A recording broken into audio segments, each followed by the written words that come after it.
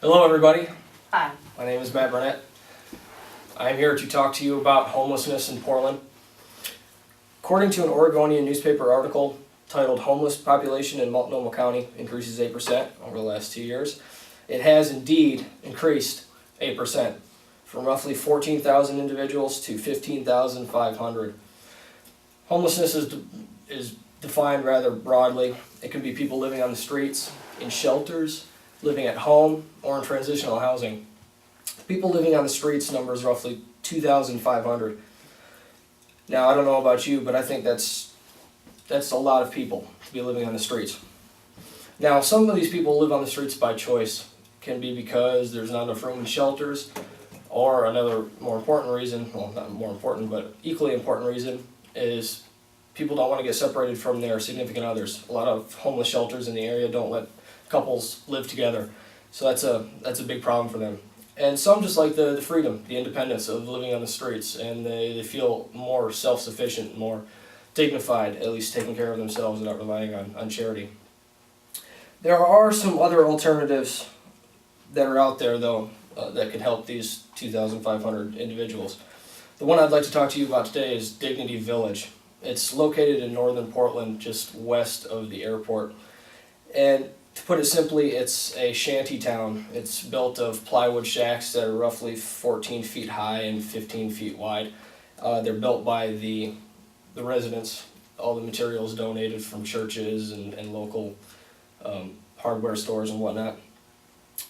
According to the city, it's labeled as transitional housing. Now, transitional housing is a facility that brings in these homeless individuals and tries to rehabilitate them, give them employment, offer them counseling, AA, substance abuse, things of that nature, and tries to get them ready to reintegrate back into society. Now, Dignity Village, the residents don't always like to consider themselves transitional housing. They feel that that's a little degrading. They like to think of this as their home, their community. They take pride in it. They have built up the area, they've painted their buildings, they've created gardens. They've gone so far as to create a non-profit organization in the village's name. It's called Dignity Village. There's a board of leaders, a treasurer, head of security, and a building coordinator for when they build these structures. As of now, there's roughly 43 of them. Sadly, the organization subsides mostly on external funding, a lot of charity. They have a few financially well-off donors who give them a great deal of money. And their operating costs are roughly $3,000 a month. So at this time, literally, the village runs off of the nonprofit.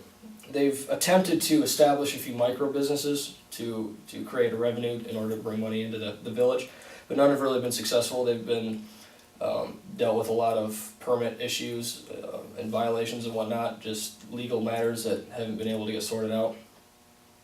They do have a garden, which they're hoping in the future is going to be able to bring in some money.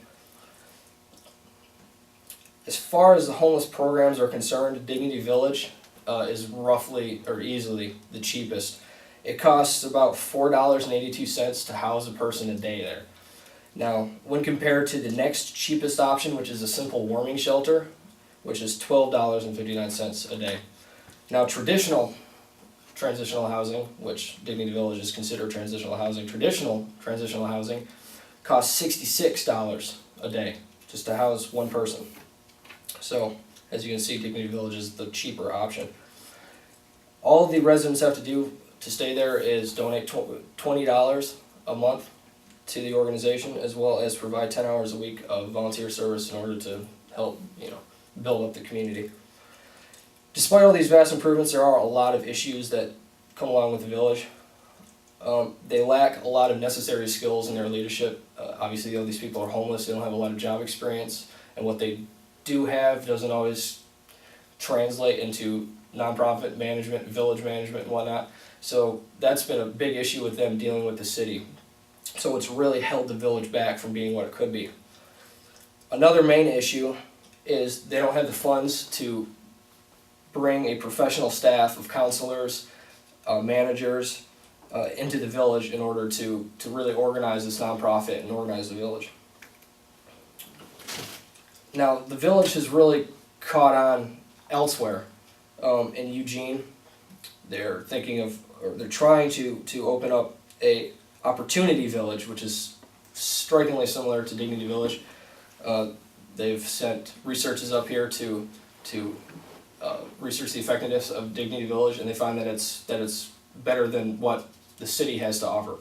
So they're right now trying to recruit 12 individuals to start up this village and get it going. That's according to an Associated Press article titled "Eugene Homeless Village Seeks First Residents."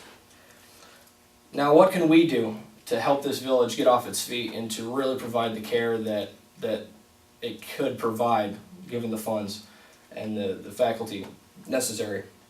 The first is donate. They're very open to anything that we can donate: time, goods, bedding, expertise, anything. They have tours that run daily, and you can go anytime and take a tour of the village, talk with them, find out what they need, and then give what you can. That's it. Thank you very much. I was reaching there at the end. You did good. Totally reaching there at the end. You did it. 6:13? Yes. Cool.